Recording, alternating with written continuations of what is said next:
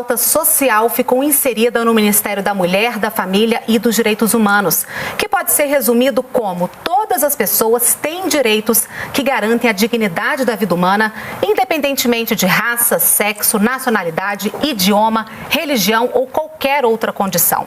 Esse lema estampa a página do Ministério na internet, que tem como característica essa pluralidade de temas. E para falar sobre as prioridades da pasta, nós recebemos a ministra Damares Alves, que é educadora, advogada com experiência na defesa de direitos humanos e também atuante por mais de 2 décadas no Congresso Nacional. Ministra Damares Alves, obrigada pela entrevista. Eu começo perguntando sobre esse desafio aí de liderar um ministério com tantos assuntos, mesmo dentro da área de direitos humanos. Um ministério incrível. É uma alegria estar aqui com você, tá? Obrigada, é um ministério ministra. incrível, um ministério que ficou enorme, 8 secretarias nacionais, começando pela criança e encerrando lá no idoso, passando pela mulher, a criança, adolescente, jovem, pessoas com deficiências, a igualdade racial, família, encerrando lá no idoso. Um ministério incrível, e ele tem como base, ele todo, a proteção da vida. Inclusive, eu perguntei ao presidente quando eu fui convidada para a pasta: eu posso trocar o nome do ministério? Não pode ser o Ministério da Vida e da Alegria? Porque é para isso que a gente se propõe, a proteção da vida, a garantia, a dignidade à mulher, à criança, à pessoa com deficiência. E são muitos desafios. Um ministério que está aí encarando grandes e novos desafios. Por falar em desafios, ministra, o governo federal definiu prioridades para os 100 primeiros dias de gestão e cada ministério precisou elencar aí as prioridades. A gente sabe que no Ministério da Mulher, da Família e dos Direitos Humanos são 3: prevenção ao suicídio e à automutilação de crianças, adolescentes e jovens, regulamentação de partes da lei brasileira de inclusão e também educação domiciliar. Por que essas prioridades? Nós focamos na família, a necessidade das famílias hoje. Quando a gente fala do ensino domiciliar, nós estamos trabalhando aí uma necessidade de muitas famílias no Brasil. É um apelo da família brasileira o ensino domiciliar. Esse tema está sendo discutido há 26 anos no Congresso Nacional. O projeto que está lá no Congresso Nacional, ele já tem até um parecer favorável, depois de muita discussão. Só que um grupo de famílias já está fazendo o ensino domiciliar no Brasil. E com a última decisão do STF, o STF estava julgando a matéria, o STF praticamente remete a matéria para o Congresso Nacional. Então, e essas famílias estavam dando aulas em casa, praticando o ensino domiciliar sob força de uma liminar. Com a decisão do STF, acabou o efeito da liminar. Elas vão continuar dando aula, porque elas querem continuar dando, só que de uma forma clandestina. E aí o nosso Ministério, para acolher essas famílias, apresenta como proposta para o Congresso Nacional uma MP para regulamentar o ensino domiciliar. Por que não um projeto de lei? Porque a MP, quando ela entra no Congresso Nacional, ela já dá guarida a essas famílias, elas já podem continuar ensinando em casa até a aprovação da legislação. Então, vem aí como proposta do nosso Ministério para atender as demandas de muitas famílias. E acreditamos que, tão logo isso seja aprovado pelo Congresso Nacional, mais famílias vão aderir à modalidade do ensino domiciliar no Brasil. Aí nós temos as outras 2 demandas, que é a questão do combate e prevenção ao suicídio e à automutilação. Também o anseio da família brasileira. Nós estamos diante de um fenômeno, é um fenômeno mundial, não é um fenômeno apenas no Brasil, que é a automutilação de crianças, jovens e adolescentes. Eu falo crianças porque nós estamos conversando com crianças de 7 anos no Brasil, 6 anos que estão se autolesando, se automutilando. Especialistas falam que no nosso país, mais de 20% dos jovens e adolescentes estão se automutilando. Eu vou dizer para você 20%. Um país com 206 milhões de habitantes, 70 milhões são jovens e adolescentes, 20% são 14 milhões de jovens e adolescentes se cortando. Nossa. E esse fenômeno só cresce. Os pais não sabem o que fazer. A família não sabe o que fazer diante dessa tragédia. E eu falo para você que é uma tragédia. Com certeza. Porque muitas crianças estão se cortando, não querem se matar. Nós temos a automutilação não suicida, mas crianças que estão praticando a automutilação não suicida acabam chegando ao suicídio. Por exemplo, a criança que quer só se cortar para sentir dor E por que ela quer sentir dor? Qual é a justificativa da criança e do adolescente? Eles estão em profundo sofrimento. A frase que a gente escuta das crianças, dos jovens, adolescentes é dor na alma. Então precisa cortar o corpo para aliviar a dor da alma. Então tem adolescentes que está se cortando para aliviar a dor, passa do ponto, está sozinho em casa e morre. Então a gente tem a tragédia do suicídio pós-automutilação, mas a gente tem também toda uma tragédia que traz a automutilação, que é a depressão, as marcas que ficam para sempre, a tristeza profunda, e nós precisamos lidar com este fenômeno no Brasil. E as ações do Ministério para a gente prevenir isso? O Ministério vem agora com uma grande campanha. O objetivo do Ministério é realizar no Brasil uma grande campanha, trazendo para essa campanha a família, a escola, a mídia, as redes sociais, todos os agentes que lidam com a infância no Brasil, o médico, o psicólogo, o psiquiatra, e vamos envolver todos eles, mas especialmente dando instruções e orientações de como lidar com uma criança, com um jovem adolescente que está se automutilando. E depois vem o suicídio. O suicídio no Brasil já é a segunda causa-morte entre jovens. Então, ele só cresce. Nós já estamos diante de um fenômeno que é o suicídio coletivo, marcando dia e hora para se suicidar.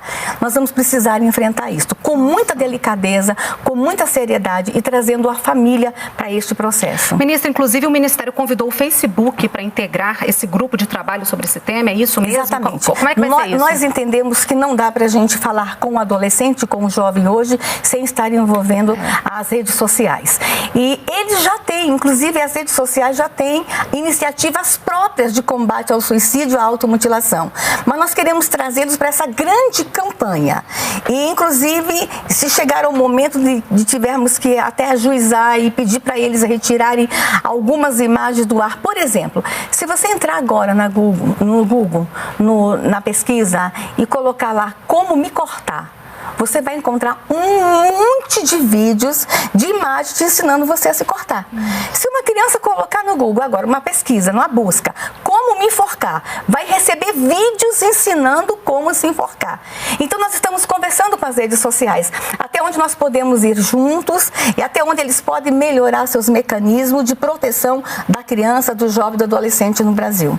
Alcance grande aí, né, das redes sociais. Grande. Ministra, voltando um pouquinho a falar sobre educação domiciliar, por que não o Ministério da Educação? E sim o Ministério da Família, da Mulher e Direitos Humanos? Olha, é junto com o Ministério da Educação. Sim. Essa proposta a gente apresenta junto com o Ministério da Educação e com a anuência deles. E a participação intensa. O nosso grupo de trabalho é formado pelo Ministério da Educação, pelo Ministério da Cultura. E estamos também agora falando com o Ministério da Cidadania. Mas por que o nosso Ministério? Porque é uma demanda da família. Quem quer o ensino domiciliar, quem está buscando isso no Brasil hoje é a família. Então a iniciativa nasce do Ministério da Família. Ministério da Mulher, da Família. Nasce desse ministério junto com o Ministério da Educação. E esse projeto está em que pé? Nós estamos construindo o texto. O texto está sendo escrito por esses dois ministérios e já estamos buscando a cidadania. Por quê?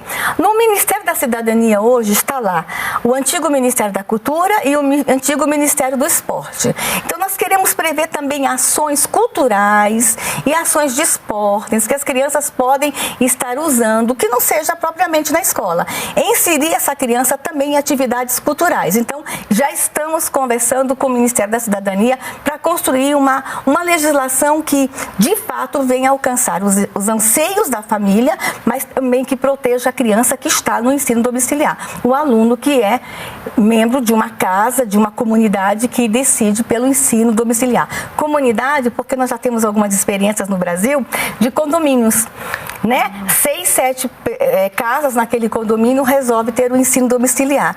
Então ali aí um pai paga o professor de matemática, o outro paga de português e as crianças estudam ali mesmo. Então a gente quer uma legislação que também alcance essas comunidades que estão fazendo juntos o ensino domiciliar. Porque muita gente quer saber como é que seria isso, né? Só tem como adiantar alguns detalhes? Olha, o que nós podemos falar é o seguinte, não vai ser uma coisa solta, as famílias que estão optando pelo ensino domiciliar serão cadastradas A escola vai saber, o MEC vai saber, o Ministério da Família vai saber quais são essas famílias que estão aplicando a modalidade. Nós vamos ter a fiscalização, o controle, as crianças serão visitadas e elas passarão por avaliações. Estamos agora só decidindo lá no grupo de trabalho se essa avaliação será semestral, será anual, se a criança deverá ir a cada trimestre, uma vez a cada trimestre à escola, para a escola conhecer, mas elas serão acompanhadas, não é nada solto. Nos países em que já tem o ensino domiciliar, o modelo que já acontece lá, nós estamos vendo como acontece em alguns países, para a gente aplicar, sempre atendendo ao anseio da família, mas com um olhar muito especial na proteção do aluno. Dessa forma, o governo vai garantir segurança jurídica, né, para quem optar por essa modalidade. Sim, tá? E você pergunta assim, mas quem que quer o ensino domiciliar? Muitas mães. Imagine uma mãe, veja só, que a escola mais próxima da sua casa, ela tem que atravessar, por exemplo, a linha vermelha no Rio de Janeiro. Ela tem que sair de casa todo dia, de manhã, com seu filhinho de 4 anos, atravessar uma zona de perigo para deixar a criança na escola. Meio-dia ela vai de novo, atravessa a zona de perigo e volta com a criança. O que essa mãe quer? 4 anos, não posso ficar em casa com meu filho, eu alfabetizar meu filho com 4 anos em casa?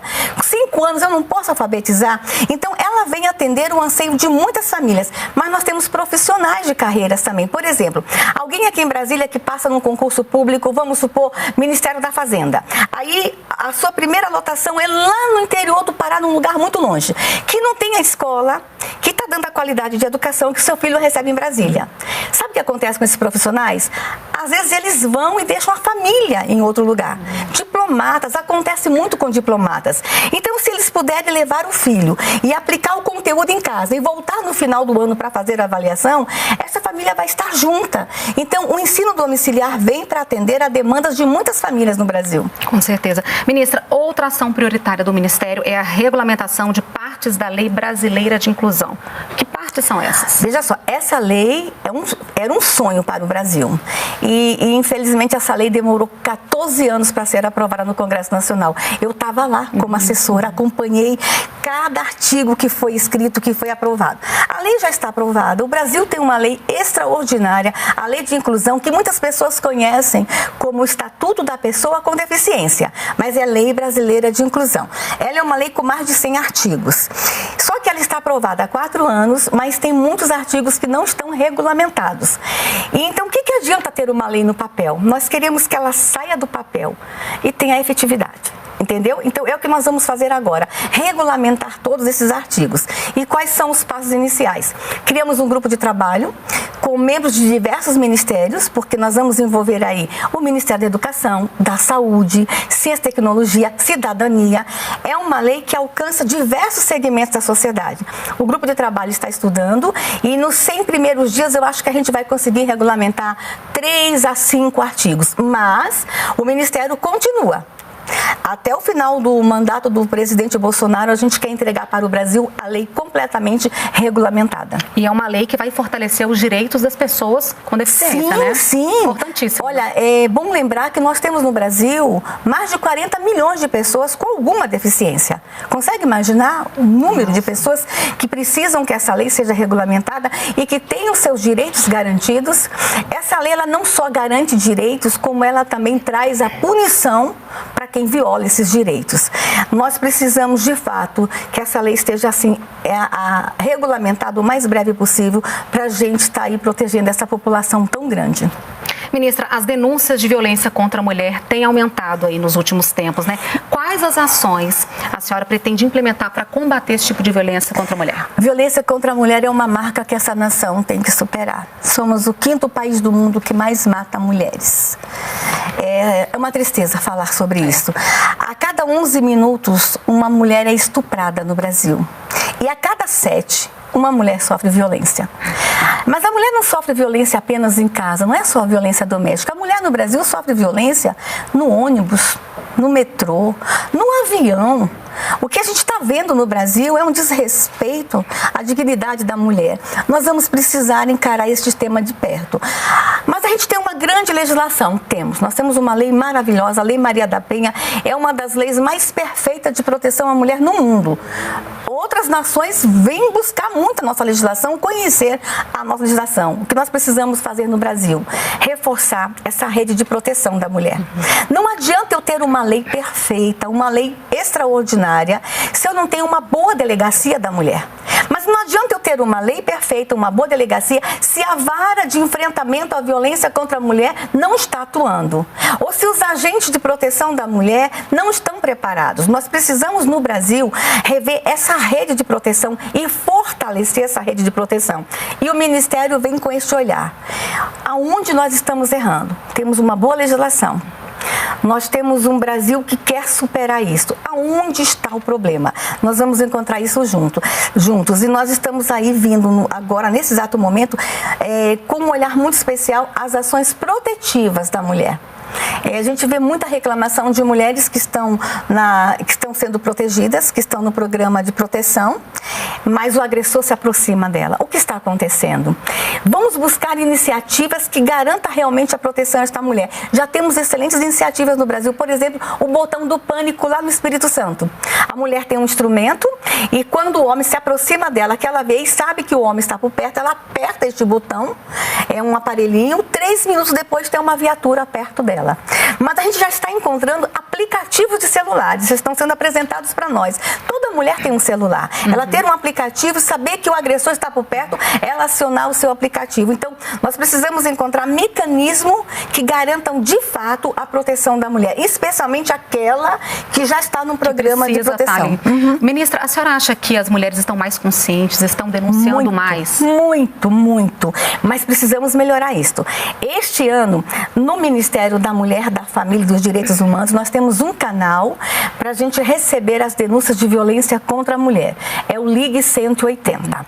E este ano, este canal cresceu o número de denúncias em mais de 30%. Nós estamos trabalhando muito a divulgação desse instrumento, mas nós queremos melhorar esse instrumento, que não seja só o Ligue 180.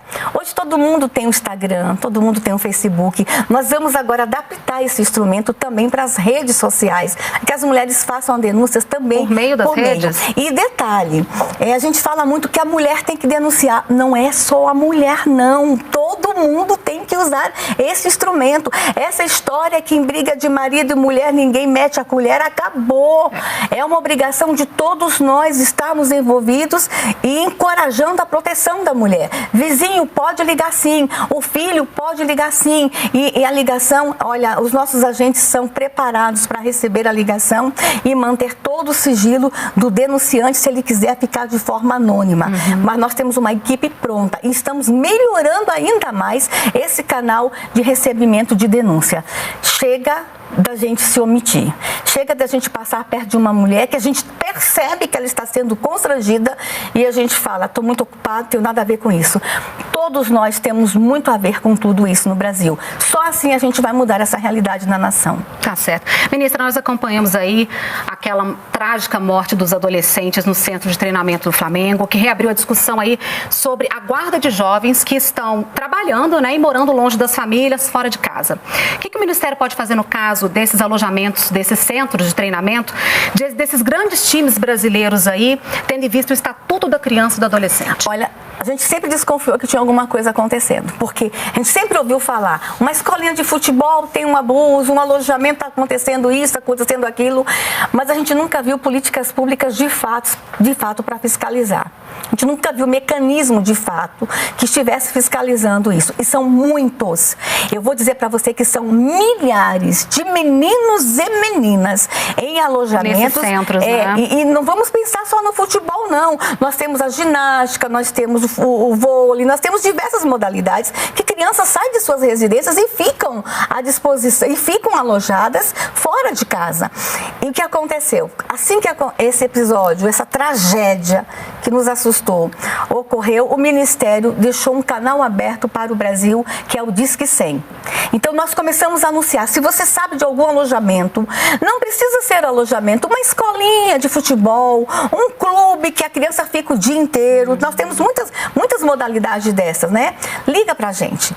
E as ligações começaram a chegar. As pessoas estão muito, e vou dizer para você, nós estamos recolhendo todas essas ligações, essas denúncias, estamos separando por estados e já começamos a investigar. Inclusive, eu vou dizer uma coisa, algumas eu vou pessoalmente. Nós vamos começar a fazer batidas de surpresa. É até bom que quem estiver assistindo esse programa, atenção, se não está cuidando bem dos seus atletas, comece a cuidar, porque nós não vamos fazer vistas grossas. Possa ser quem for o mais famoso clube do Brasil, o melhor e mais extraordinário treinador desta nação. Se tiver direitos de crianças e adolescentes sendo violados, nós vamos para cima. Nós não vamos fazer vistas grossas no Brasil, não. Acabou essa história. Acabou. Infelizmente, teve que acontecer essa tragédia para que a sociedade toda se mobilizasse. Mas, felizmente, temos um presidente corajoso e uma ministra disposta a fazer este enfrentamento. Ministra, outras áreas aí da pasta também que são prioridades, idosos e índios, como é que tá isso? A Secretaria do Idoso é uma secretaria nova, recente, tá? Ela já estava o ano passado aí com suas atividades, mas é uma secretaria nova. E agora ela vem com um formato extraordinário, focando na proteção do idoso, mas querendo trazer uma abordagem de envelhecer com alegria, com saúde, com qualidade. E também a inclusão do idoso no mercado de trabalho, a reinclusão dele no mercado de trabalho. Então, nós estamos trabalhando assim de uma forma extraordinária. O nosso secretário, inclusive, ele é um idoso com 70 anos que vai ser pai agora. Esse um profissional da área da saúde e que vem com essa proposta. Garantia de direitos, mas também a promoção do idoso no Brasil. E a questão indígena, ela é abordada no Ministério de duas formas. Nós temos uma Secretaria Nacional da Igualdade Racial, e essa secretaria, a secretária nacional é uma índia, cineasta, premiada mundialmente, e quando ela vem como secretária nacional, é uma das poucas indígenas que ocupam um cargo de alto escalão no Brasil. Quando ela vem como secretária nacional, ela já manda um recado. Qualquer indiazinha lá na aldeia pode chegar aonde eu cheguei, se todos tiverem acesso e oportunidade, acesso à educação e oportunidade. Mas a questão indígena também no nosso ministério não é vista só nessa Secretaria da Igualdade, é também pela FUNAI.